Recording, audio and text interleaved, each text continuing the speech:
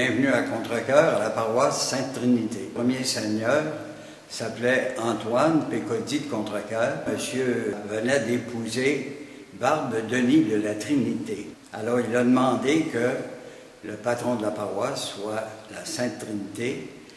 Alors si on jette un coup d'œil sur la structure de l'église, on remarque une façade en pierre de taille, en pierre calcaire, qui n'est pas une pierre de qualité et qui a souffert un peu des années.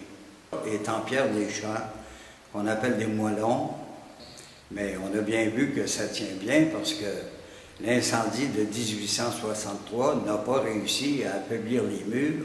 Ils sont demeurés debout et on a pu reconstruire l'église qui a été inaugurée en 1864 et consacrée en 1867.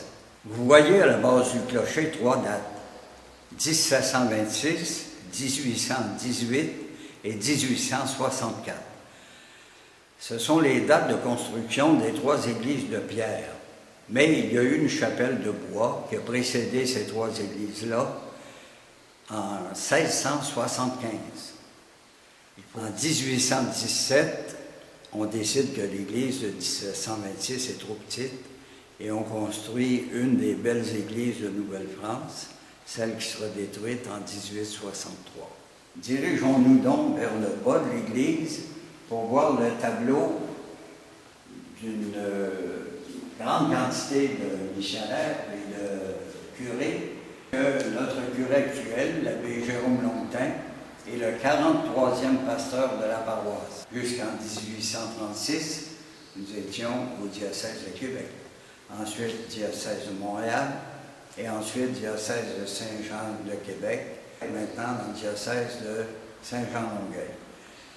L'autre tableau, qui est plus récent, nous indique comme dernier Raymond Poisson. Il a été ordonné évêque le 15 juin 2012. Il est évêque auxiliaire de Saint-Jérôme. Nous voici maintenant à l'intérieur, et ce qui attire l'attention, c'est sa voûte sculptée. Il n'y a pas un gramme de plâtre dans cette voûte-là.